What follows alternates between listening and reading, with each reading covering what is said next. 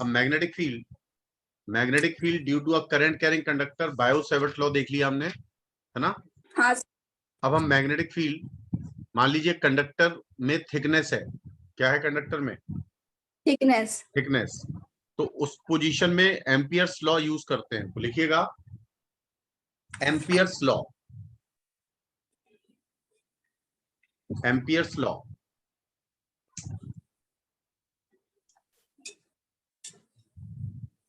ये दो चीजों से स्टेट करेंगे हम। Ampere's law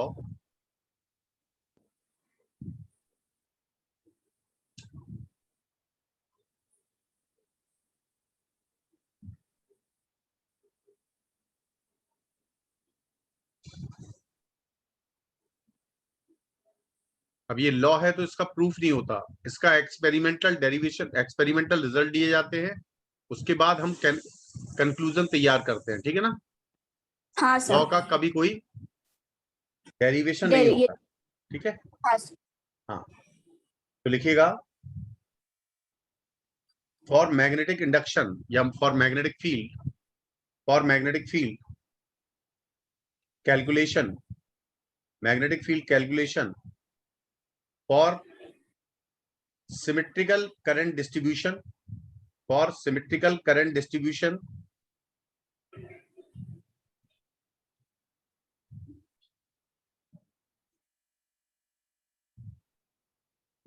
Ampere's law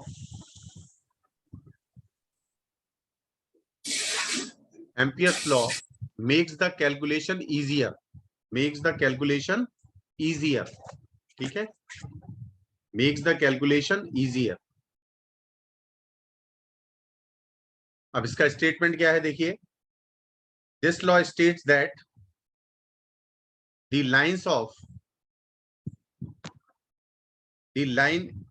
line integral of magnetic induction, line integral means होता है B dot dl, this is called the line integration, ठीक है, B dot dl, और B dot ds होता है सरफेस इंटीग्रल। तो गॉस लॉ में surface integration था B डॉट ds, लेकिन एम्पियर्स लॉ में लाइन इंटीग्रेशन है B डॉट dl, ठीक है। The line integration of magnetic field along any closed path in a region is equal to the mu naught times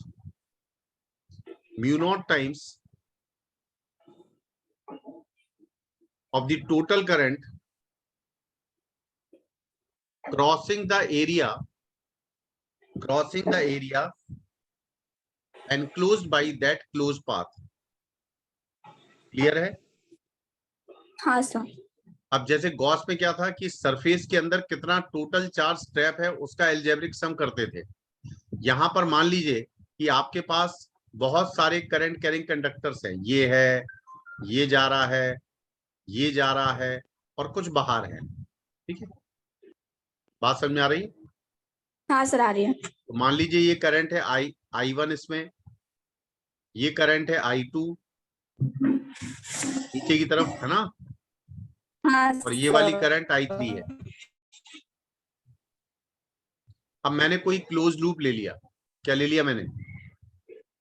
close loop, और इसमें current मान लो I4 है, लेकिन I4 जो करंट है वो लूप के बाहर है, जबकि I1, I2 और I3 लूप के अंदर है, और लूप तुम्हारा ये है, ठीक है। ये लूप लिया है, इसको कहते हैं एम्पीरियल लूप।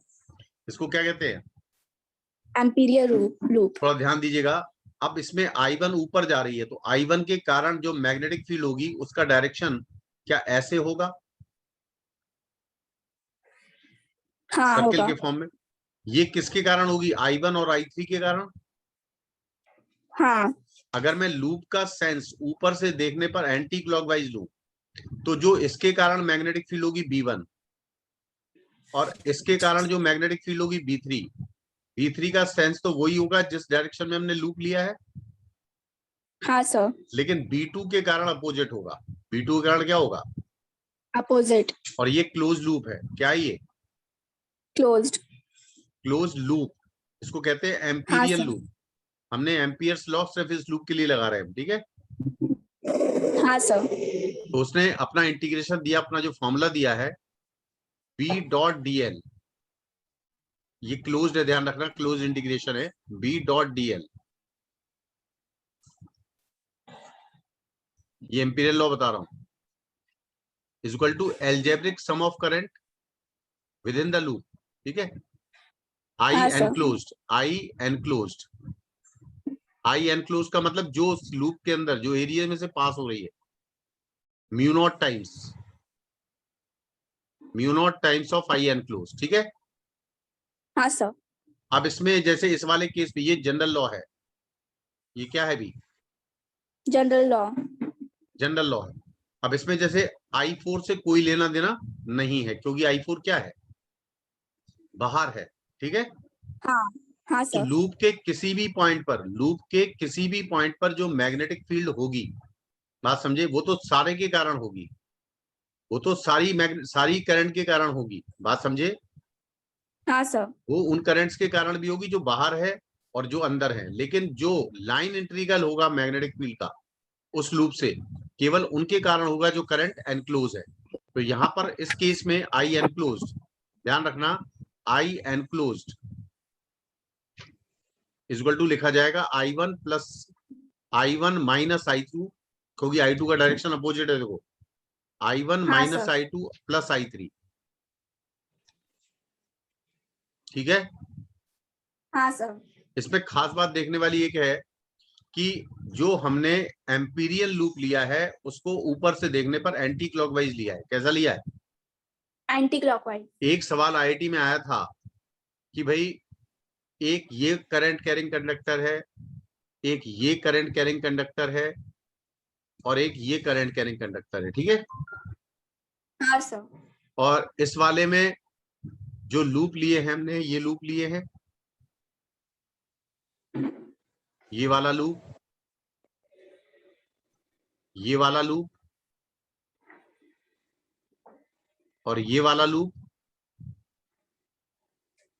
ये वाला लूप, ये वाला लूप, और ये वाला लूप। आ गया समझ में? हाँ सर, हमने कितने लूप लिए हैं? 6 लूप लिए हैं। हाँ सर, हाँ, अब थोड़ा ध्यान दीजिएगा, मान लो तीनों में करंट जो है सेम डायरेक्शन में है। तीनों में करंट क्या है? सेम डायरेक्शन में। मान लो इसमें भी I1 है और इसमें I2 है और इसमें I3 है,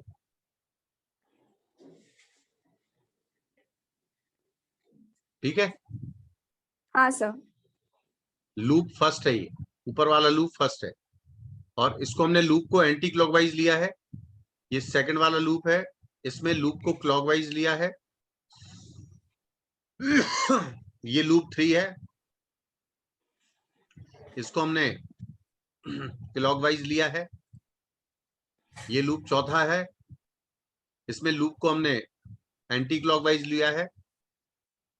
ये 5वां लूप है, इसको भी हमने एंटी क्लॉकवाइज लिया है, और 6वां लूप है, इसको क्लॉकवाइज लिया है, ठीक है। हाँ सर, अब एक बात तो सही है कि तीनों में करंट सेम डायरेक्शन में, तीनों में करंट क्या है? सेम डायरेक्शन में। अब मैंने पहले वाले लूप को एंटी क्लॉकवाइज लिया है ना, हाँ सर, तो एंटी क्लॉकवाइज लूप लेने पर और करंट चूंकि ऊपर जा रही है तो मैग्नेटिक फील्ड उसी डायरेक्शन में होगी जिस डायरेक्शन में लूप लिया है। हाँ सर, तो B dot D L first loop के लिए कैसा आएगा? पॉजिटिव। कैसा आएगा? पॉजिटिव। अब दूसरे वाले लूप में से सिर्फ I1 करंट पास हो रही है, हाँ सर, और लूप को हमने कैसे लिया है? क्लॉकवाइज। क्लॉकवाइज। तो लूप का मूविंग का डायरेक्शन और मैग्नेटिक फील्ड का डायरेक्शन अपोजिट होगा, होगा कि नहीं होगा? देखो करंट के डायरेक्शन में हाँ, थंब हाँ को सर, रखो तो आपकी जो मैग्नेटिक फील्ड आएगी वो हाँ एंटी सर, क्लॉकवाइज आएगी, जबकि लूप का डायरेक्शन क्लॉकवाइज है। हाँ, तो बी डॉट डीएल दूसरे क्लॉकवाइज। लूप के लिए नेगेटिव होगा, दूसरे वाले लूप के लिए क्या होगा? नेगेटिव। इसी तरह I1 I2 और I3 के कारण मैग्नेटिक फील्ड एंटी क्लॉकवाइज आएगी, लेकिन लूप 3 क्लॉकवाइज लिया है, ठीक है। हाँ सर। तो इसके लिए कैसा आएगा, B dot D L negative हाँ आएगा। सर। और 4 के लिए, हाँ सर। 4 के लिए पॉजिटिव, हाँ पॉजिटिव। और 5 के लिए पॉजिटिव, हाँ सर 5 के लिए 6 के लिए पॉजिटिव। नेगेटिव, ठीक है। हाँ 6 के तो लिए। सेंस ऑफ लूप पर डिपेंड करेगा। आप लिख देना फर्स्ट के लिए B dot D L closed integration positive, सबके लिए लिख लिया। हाँ सर। तो बी डॉट डी एल का साइन डिपेंड करता है सेंस ऑफ लूप पर और सेंस ऑफ करंट पर, ठीक है। हाँ सर। आया कि नहीं आया, आ गया सर। ठीक है। अच्छा, अगर मुझे, अब इसको साफ कर रहा हूं मैं, हाँ ठीक है। सर। ये बहुत इंपॉर्टेंट बताया मैंने तुम्हें, बच्चे इसमें बहुत गलती करते हैं, मतलब पढ़ाते ही नहीं है टीचर इसे, ठीक है। हाँ सर। अब देखो, अभी तुमने बायो सेवर्ट लॉ से देखा, बायो सेवर्ट्स लॉ से देखा कि मैग्नेटिक फील्ड किसी इनफाइनाइट कंडक्टर से होती है mu nought upon 2 pi I by R होती। हाँ होती है। अब हमें मैग्नेटिक फील्ड निकालनी है बाई एम्पियर्स लॉ, ठीक है, by infinite wire, Ampere's law. Ampere's law, ठीक है। थोड़ा ध्यान देना। अब हमें एक चीज तो मालूम ही है कि भाई करंट का जो जो मैग्नेटिक फील्ड का डायरेक्शन है वो तो राइट हैंड थंब रूल से निकलेगा। उसमें उसमें एम्पियर ने कुछ नहीं बताया, ठीक है। एम्पियर ने हाँ उसमें सर। नहीं बताया, डायरेक्शन के लिए कुछ नहीं बताया। तो मान लो स्ट्रेट वायर है, कैसा है ये, स्ट्रेट वायर। और स्ट्रेट वायर है, तो आपको किसी पॉइंट पर मैग्नेटिक फील्ड निकालनी है। क्या निकालनी है, किसी मैग्नेटिक पॉइंट फील्ड। पर मैग्नेटिक फील्ड निकालनी है। तो को उस पॉइंट को उस पॉइंट को हमने आर डिस्टेंस पर माना। किस पे माना, आर डिस्टेंस पर। तो आर डिस्टेंस पर अगर मैं तुमने पॉइंट को लिया, तो आर डिस्टेंस पर लेने पर वो किसी सर्किल की पेरीफेरी पर कहीं भी हो सकता है, हाँ सर हो सकता है। नहीं हो सकता है, हो सकता है। ठीक है। अब मैंने लूप का डायरेक्शन एंटी क्लॉकवाइज माना और करंट जा रही है ऊपर, ठीक है। हाँ सर। और आर डिस्टेंस पर हमें मैग्नेटिक फील्ड निकालनी है। अब ये बताओ, हर पॉइंट पर मैग्नेटिक फील्ड की वैल्यू तो सेम होगी, डायरेक्शन अलग अलग हुआ। हाँ होगी। अब ये बताओ, आई और डीएल पैरेलल होगा ना, हाँ। तो B dot D L, B dot D L, चूंकि बी का मैग्नीट्यूड हर जगह क्या है, सेम, सेम। और डीएल और बी पैरेलल है। बी और डीएल कैसे रहेंगे, पैरेलल। क्यों रहेंगे पैरेलल, सुनो। मैंने एक छोटा सा एलिमेंट सोचा डीएल का, लूप पर एक छोटा सा एलिमेंट सोचा डीएल का, ठीक है। हाँ सर। और जिस डायरेक्शन में डीएल है उसी डायरेक्शन में मैग्नेटिक फील्ड भी होगी। हाँ सर तो होगी। बी और डीएल कैसे हुए, पैरेलल। तो यानी ये पॉजिटिव आएगा, कैसा आएगा ये, पॉजिटिव। बराबर म्यू नॉट इंटू आई एनक्लोज। कितनी करंट जा रही है इसमें से, आई जा रही है ना सिर्फ। हाँ जा रही है आए। अब बी तो बाहर ले लो, क्योंकि बी डॉट डीएल के बाद जो रिजल्ट आएगा वो स्केलर आएगा, और बी डीएल पैरेलल है। जैसे ए डॉट बी बराबर ए बी कॉस थीटा होता है ना, हाँ सर। तो इसमें बी डॉट डीएल सिर्फ बी डीएल हो जाएगा और इंटीग्रेशन हो जाएगा क्लोज लूप के लिए। तो डीएल की सारी लेंथ को सम करना है आपको, बराबर म्यू नॉट इंटू आई, ठीक है। हाँ सर। और डीएल का पूरा इंटीग्रेशन होगा 2 पाई आर, क्योंकि सर्कमफ्रेंस है ये। डीएल के सारी एलिमेंट को जोड़ दो आप, तो कितना आएगा, if we sum all the elements then we get 2 pi r circumference। हाँ सर। तो b इक्वल टू कितना आएगा, mu nought upon 2 pi I by R आएगा ना। हाँ सर। तो यही बायो सेवर्ट का लॉ है। बायो सेवर्ट ने भी अपने लॉ से यही प्रूव किया है कि हाँ magnetic sir. Field due to a straight wire of infinite length magnetic field is mu naught upon 2 pi I by r, बराबर। ठीक है। हाँ सर। अब सुनिए, अब एम्पियर्स लॉ से हम magnetic field due to a long solenoid, ध्यान रखना, आप एम्पियर्स लॉ से केवल सिमेट्रिकल डिस्ट्रीब्यूशन के लिए ही मैग्नेटिक फील्ड निकाल सकते हैं, बात समझे? अनसिमेट्रिकल हाँ सर। डिस्ट्रीब्यूशन के लिए नहीं निकाल सकते। क्लियर है? हाँ सर। अनसिमेट्रिकल डिस्ट्रीब्यूशन में मैग्नेटिक फील्ड हर पॉइंट पर, जैसे मैंने लूप में देखा, हर पॉइंट पर मैग्नेटिक फील्ड इसलिए सेम है क्योंकि इनफाइनाइट वायर है, जितना ऊपर है उतना ही नीचे है, बात समझे? हाँ सर। लेकिन अगर मुझे सेमी इनफाइनाइट के लिए निकालना होता तो मैं अपनी तरफ से एक वायर को ऊपर ऐड करता और नीचे ऐड करता, हाँ सर। अपोजिट डायरेक्शन में, तब बनता, लेकिन वो इतना टफ आपके यहाँ नहीं आता है। ठीक है, हाँ सर। तो अब लिखिए magnetic field due to magnetic field due to a long solenoid by Ampere's law, by Ampere's law. मान लो कि ये तुम्हारी इनफाइनाइट सोलेनॉइड है। क्या है ये? इनफाइनाइट सॉलिडॉइड। इनफाइनाइट सोलेनॉइड का मतलब ये होता है कि लेंथ उसकी रेडियस के कंपैरिजन में बहुत ज्यादा है। ठीक है, और हम कोई पॉइंट हाँ सर। बीच में कहीं ले रहे हैं। ठीक है, कहाँ ले रहे हैं? हाँ कोई भी सर। पॉइंट बीच में बीच कहीं में। ले रहे हैं। तो मान लीजिए ये डॉट करंट है। डॉट करंट का मतलब ये करंट कहाँ जा रही है? बाहर। ठीक है, कहाँ जा रही है? हाँ सर। और बाहर। Number of turns per unit length है स्मॉल एन। कितने हैं? Small N. Small N. और कैसे करंट जा रही है? डॉट बाहर की तरफ। तो अगर हाँ मुझे सर। किसी पॉइंट पर मैग्नेटिक फील्ड चाहिए, यानी इस पॉइंट पर अगर आपको मैग्नेटिक फील्ड चाहिए, ठीक है, एक्सिस पर ए पॉइंट, ठीक है, हाँ सर। और हम इसमें क्या लगा रहे हैं? Ampere's law. तो एम्पियर्स लॉ में हमें एम्पीरियन लूप बनाना होगा। क्या बनाना होगा? Amperian loop. तो एम्पीरियन लूप के लिए करंट को ट्रैप करना होगा, करंट एनक्लोज करनी होगी। हम नीचे और ऊपर को एक साथ क्लोज नहीं कर सकते, क्योंकि अगर नीचे और ऊपर हाँ को तुमने सर। क्लोज कर दिया तो नेट करंट जीरो हो जाएगी भाई। नहीं हाँ समझ में आया? सर। क्योंकि अगर मैं नीचे वाले को भी ले लूंगा साथ में तो नेट करंट क्या हो जाएगी? जीरो। जीरो। बात समझे? क्लियर है? हाँ सर। तो मैं केवल इसके कारण मैग्नेटिक फील्ड देखना चाह रहा हूं। तो इसके कारण मैग्नेटिक फील्ड कहां की तरफ होगी? ऊपर तो होगी इस डायरेक्शन में। रख के देख लो, करंट के डायरेक्शन में अपनी थंब को रख के देखो, और हाँ अंदर सर होगी, होगी। अंदर होगी इस डायरेक्शन में होगी। हाँ होगी।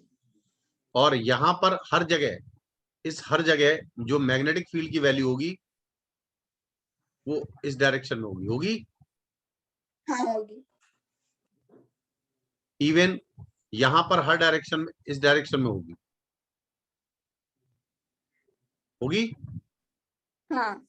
जैसे ही आप मैग्नेटिक क्या नाम उसका, सोलेनोइड के अंदर आते हैं, मैग्नेटिक फील्ड लेफ्ट से राइट की तरफ होती है, जबकि ऊपर जाते हैं तो magnetic field right to left हो जाती है। ठीक है, हाँ सर। अच्छा, हर टर्न में करंट कितनी है? आई। ठीक है, हाँ सर। मान लेते हैं जो हमने एम्पीरियल लूप लिया है उसकी लेंथ कितनी है? Small L. और इसकी ब्रेथ है बी। तो क्लोज लूप हो गया ये। हाँ हो जाएगा। अब मैं मार्क करता हूं पॉइंट ए, बी, सी और डी। 4 पॉइंट हो गए, और हर जगह मैग्नेटिक फील्ड को कांस्टेंट माना है। क्या माना है?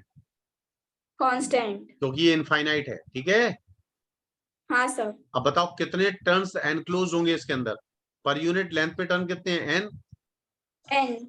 और कितनी लेंथ ट्रैप की आपने? एल। तो नंबर ऑफ टर्न्स क्या? एल। एन इंटू एल होंगे। N into L. और हर टर्न में करंट कितनी है? आई। तो कितनी आई। करंट एनक्लोज हुई? N into N L L into into I. I. ये आई एनक्लोज लिख देना। क्या लिख देना? ये आई आई इंक्लूड। एनक्लोज्ड। आया समझ में? हाँ सर। अब थोड़ा ध्यान देना, यहां पर हमें एम्पीरियन लूप लगाना है, एम्पीरियल फॉर्मूला। ध्यान रखना, पूरी सोलेनोइड को ट्रैप नहीं कर सकते। पूरी सोलेनोइड को ट्रैप करेंगे तो यहां वाली करंट और यहां वाली करंट मिलके जीरो कर देगी। वो जीरो हो जाएगा। क्या कर देगी? जीरो। जीरो। तो सबसे पहले देखो closed integration of B dot D L. यही है ना एम्पीरियल लॉ। हाँ सर। और इस क्लोज्ड इंटीग्रेशन में हमने कौन सा लूप लिया है, ABCD, कौन सा लिया है? ABCD। इतना आप समझ लीजिए कि अगर B और DL जहां जहां परपेंडिकुलर हैं, जहां जहां कैसे हैं, हेलो, हाँ सर। जहां जहां B और DL परपेंडिकुलर हैं वहां B डॉट DL 0 है, सही है? हाँ सर है। क्योंकि दो वेक्टर्स का डॉट प्रोडक्ट 0 जब होता 0। है जब दोनों परपेंडिकुलर हैं और दोनों में से कोई 0 नहीं है, ठीक है? हाँ सर। तो मैं लिख रहा हूं हर जगह मैग्नेटिक फील्ड को कांस्टेंट मानते हुए, पहले AB के लिए, फिर मैं BC के लिए लिखूंगा, है ना? हाँ सर। फिर BC के लिए B dot DL,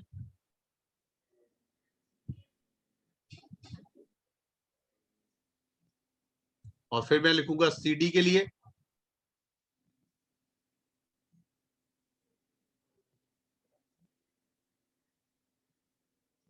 B dot DL, है ना? हाँ सर। और लास्ट में लिखूंगा मैं DA के लिए। तब क्लोज लूप हो गया पूरा। हाँ सर। नहीं आया समझ में? आ गया सर। कहां से ली ली है, पूरा A से स्टार्ट किया, लास्ट में D हाँ तक पहुंच गए हम। हाँ।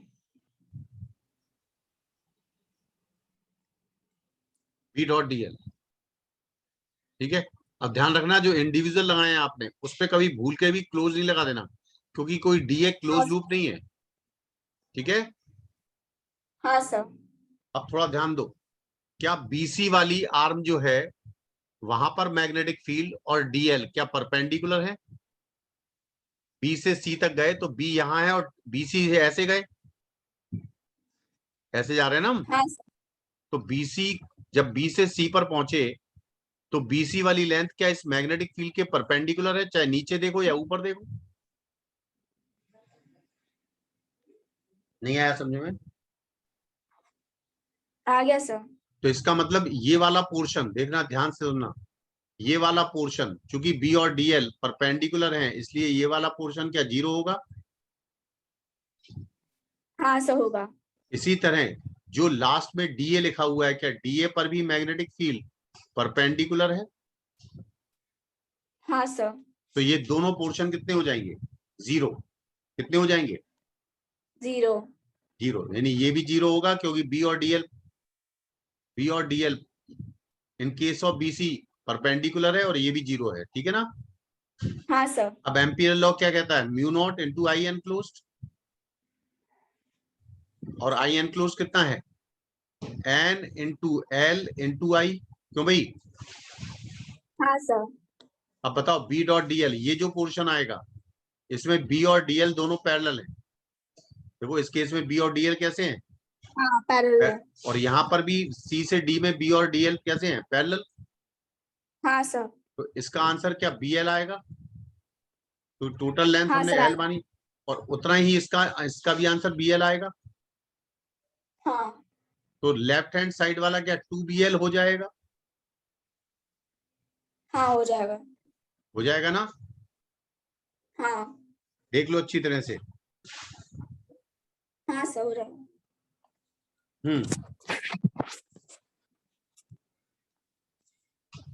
अच्छा भाई, तो यहां पर जो total B into NL into I है ना? हाँ सर।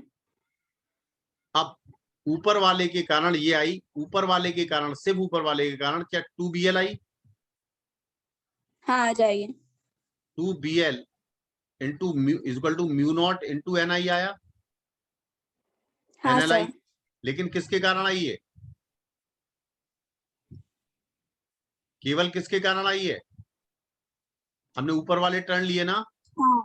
हाँ। लेकिन नीचे देखो जो नीचे टर्न है केवल अपर वाले के कारण है। अभी केवल हाँ। अपर वाले के कारण लिए हैं, कितनी है, म्यू नॉट NI है ना? हाँ है। और कहाँ की तरफ है, सोलेनोइड के अंदर है, राइट से लेफ्ट, लेफ्ट से राइट की तरफ, ठीक है? हाँ सर। और बिल्कुल सेम चीज अगर मैं यहां वाली करंट को देखूं तो इस वाली करंट की जो मैग्नेटिक फील्ड आएगी, ठीक है, वो क्या है, वो भी हाँ इसी सर। डायरेक्शन में आएगी। आएगी सर। तो मैं इसको बी नॉट नाम देता हूं, तो नीचे वाले की भी बी नॉट होगी, हाँ सर, होगी। होगी। और ऊपर भी नीचे वाले के कारण इस तरफ आएगी। हाँ सर। तो इसका मतलब है ऊपर दोनों फील्ड, ऊपर वाले के कारण और नीचे वाले के कारण अपोजिट डायरेक्शन में है। हाँ सर, है। तो ऊपर तो नेट फील्ड क्या हो जाएगी, 0, हाँ। क्योंकि वो एक दूसरे को कैंसिल करेंगी। हाँ, करेंगे। जबकि बीच में ये दोनों फील्ड क्या हो रही हैं, ऐड हो रही हैं। क्या हो रही हैं? ऐड। तो नेट फील्ड, बी नेट लिख देना, B net inside the solenoid that is 2 times of B due to individual. तो 2 टाइम्स, ये नीचे 2 करो, ये 2 आएगा ना नीचे, ये वाला, ठीक है। हाँ सर। तो ये कितना हो जाएगा, 2 times of mu naught N I. तो 2 टाइम्स ऑफ हाँ म्यू नॉट हाँ। एन आई करोगे तो क्या सिर्फ म्यू नॉट एन आई बचेगा। हाँ, बचेगा। तो एन क्या है, number of turns per unit length है। हाँ सर। यही हमने प्रूव किया था ना इनफाइनाइट लेंथ सोलेनोइड के लिए। हाँ सर। तो B is equal to mu naught N I, ठीक है। हाँ सर। अब सुनो, साफ करें। हाँ सर। आ गया समझ में कि नहीं आया? Yes sir. अब एक, जैसे एक सवाल आया था, अब मैं 2 मिनट 2-3 आर्टिकल और कराता हूँ, ठीक है, तब समझ में आएगा। हाँ अब मान लीजिए, लिखो, टॉपिक डालो, मैग्नेटिक इंडक्शन या मैग्नेटिक फील्ड, एक ही बात होती है। Magnetic induction due to a long cylindrical wire, long cylindrical wire. Long का मतलब है इनफाइनाइट। क्या है लॉन्ग का मतलब? इनफाइनाइट। लेकिन इनफाइनाइट का तो हम पहले बायो सेवर्ट में भी कर चुके हैं। इनफाइनाइट का कहां कर चुके हैं? बायोसेवर्ट। लेकिन बायो सेवर्ट में एक खास बात है कि आपने मैग्नेटिक फील्ड को वायर से बाहर निकाला है, मतलब बाहर जो पॉइंट हैं उन पर निकाला है, ठीक है। यानी आपने हाँ थिकनेस सर। को, वायर की थिकनेस को इग्नोर कर दिया है। वायर की थिकनेस को क्या कर दिया है? इग्नोर। लेकिन यहां पर हम इग्नोर नहीं करेंगे। मान लो तुम्हारा ये हाँ। क्रॉस क्रॉस सेक्शन है वायर का, क्या है ये? Cross section. Circle cross section है। और ये आपका लॉन्ग वायर है। कैसा है? Long wire. लॉन्ग वायर है। लॉन्ग वायर का मतलब इनफाइनाइट वायर है, ठीक है। कैसा वायर है? हाँ सर। कैसा वायर है? लॉन्ग। इनफाइनाइट, ठीक है। हाँ सर। अभी तक तुमने बायो सेवर्ट में मैग्नेटिक फील्ड तो निकाली, लेकिन बाहर निकाली। कहां निकाली? बाहर। अब देखो, मान लो कि इसमें करंट जो है वो टोटल आई जा रही है। अब वो आई केवल एक पॉइंट से तो जाएगी नहीं, वो तो पूरे वायर के क्रॉस हाँ सर। सेक्शन पे डिस्ट्रीब्यूट होगी। अरे पूरे पे डिस्ट्रीब्यूट होगी, जैसे पानी बह रहा है हाँ, पाइप में। अब एक पानी बह रहा है पाइप में, तो एक पॉइंट से पानी बह रहा है कि पूरे क्रॉस सेक्शन से निकल रहा पानी? पूरे क्रॉस सेक्शन से। तो इसी तरह ये पूरी करंट है, दिख रही हाँ है? सर। ये करंट ऐसे जा रही है। और मान लेते हैं कि इस वायर की क्रॉस सेक्शन रेडियस, इस वायर की cross section radius cross section. Capital R है। क्या है भी? Capital R. और जो करंट जा रही है वो मान लेते हैं पूरी करंट है आई, या आई नॉट, ठीक है। हाँ सर। और मैंने जो वायर का एक्सिस है, जो वायर का एक्सिस है, एक्सिस है। वो ये माना है। वायर का वो एक्सिस जो वायर के सेंटर से पास हो रहा है, ये वायर का एक्सिस है, ठीक है। हाँ सर। अब तुम ये बताओ कि जो वायर है उसके एक्सिस, जिस हमने क्रॉस सेक्शन को लिया है, जहां ये क्रॉस कर रहा है वहां एक्स इज इक्वल टू 0 मान लिया है। क्या मान लिया है? क्या जीरो। मान लिया है? और यहां पर बिल्कुल सरफेस पर क्या X is axis. Equal to R होगा? हाँ, होगा। अब तुम्हें मान लो ऐसी जगह मैग्नेटिक फील्ड निकालनी है जहां पर एक्स की वैल्यू लेस देन आर है। एक्स क्या है? लेस देन एक्स क्या आर। है? लेस देन आर है, ठीक है ना? ठीक हाँ है, यानी सर। वायर के अंदर निकालनी, तो मुझे एक एम्पीरियल लूप बनाना होगा। क्या बनाना होगा? Amperian loop. तो ये एम्पीरियल लूप बन गया, बन गया ये। हाँ। और इस एम्पीरियल लूप पे कितनी करंट होगी? और मैंने ये इतनी डिस्टेंस पे लिया, एक्स डिस्टेंस पर। क्या एक्स की वैल्यू लेस देन आर है इस लूप के लिए? हाँ है। तो ये बताइए पर यूनिट एरिया पे करंट कितनी होगी? पर यूनिट एरिया पर करंट क्या I naught upon pi r square है? पूरे एरिया पे करंट आई नॉट है, और कितने एरिया पर हाँ डिस्ट्रीब्यूट सर। है? पाई आर स्क्वायर पर। हाँ सर है। लेकिन मुझे अगर मैंने ये एम्पीरियल लूप पाना है तो क्या करंट यहाँ पर पाई इंटू एक्स स्क्वायर है? हाँ सर। तो क्या मेरी ये आई एनक्लोज्ड है? हाँ है। आई एनक्लोज्ड है ये। इंक्लूड। सही है। अच्छा, करंट ऊपर जा रही है ना? हाँ सर। और मैंने एम्पीरियल लूप को एंटी क्लॉकवाइज लिया है। कैसा लिया है? Anti clockwise. तो मैं एम्पीरियल फॉर्मूला लगा रहा हूं, तो क्या बी डॉट डीएल पॉजिटिव होगा? क्योंकि करंट है हाँ ऊपर हो। और डीएल है आपका एंटी क्लॉकवाइज, तो बी डॉट डीएल। और डीएल और बी हर जगह पैरेलल होंगे ना? हाँ होंगे। बराबर म्यू नॉट इंटू आई एनक्लोज्ड। हाँ सर। और आई एनक्लोज कितना है? पाई से पाई कैंसिल हो गया, तो I not x square by r square होगा ये। हाँ नहीं आया समझ में? आ गया सर। अब बी डॉट डीएल की वैल्यू कितनी आएगी? बी और डीएल हर जगह पैरेलल है, हाँ सर है। तो बी और डीएल इंटीग्रेशन करोगी तो क्या 2 पाई एक्स आ जाएगा सरकमफ्रेंस आएगा। Is equal to mu nought into I nought. I nought total current है, भी ध्यान रखना, जो पर यूनिट एरिया पर यूनिफॉर्मली डिस्ट्रीब्यूट है, ठीक है? एक्स स्क्वायर अपॉन आर हाँ स्क्वायर सर। हो जाएगा क्या? हाँ हो जाएगा। अब एक्स से एक्स पावर कैंसिल हो जाएगी, ठीक है ना? हाँ सर। तो बी इज इक्वल टू कितना आएगा?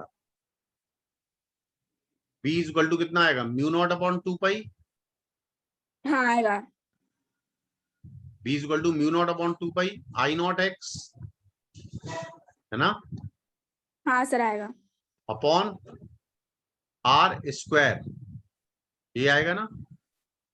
हाँ आएगा। यानी यहां पर आप अगर गौर से देखें, यहां पर अगर गौर से देखें तो ये वाला जो पोर्शन दिख रहा है, ये वाला दिख रहा है आपको? हाँ दिख रहा है। हाँ सर। ये पोर्शन कांस्टेंट है। ये पोर्शन क्या है? कांस्टेंट। और ये वाला फॉर्मूला वैलिड है जब x लेस और इक्वल टू आर है। क्या है ये? लेस और इक्वल टू आर। और या x की वैल्यू ग्रेटर और इक्वल टू 0। ये फॉर्मूला जब वैलिड है, क्यों भाई? हाँ सर।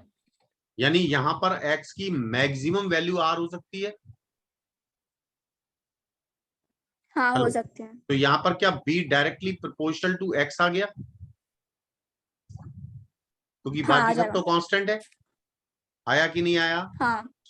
अब अगर मैं इसका ग्राफ ड्रॉ करता हूं,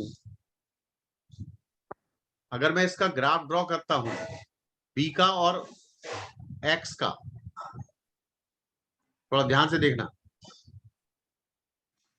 शुरुआत में b की वैल्यू डायरेक्टली प्रोपोर्शनल है x के, डायरेक्टली प्रोपोर्शनल है x के, तो ग्राफ ऐसा जाएगा, ठीक है? हाँ सर।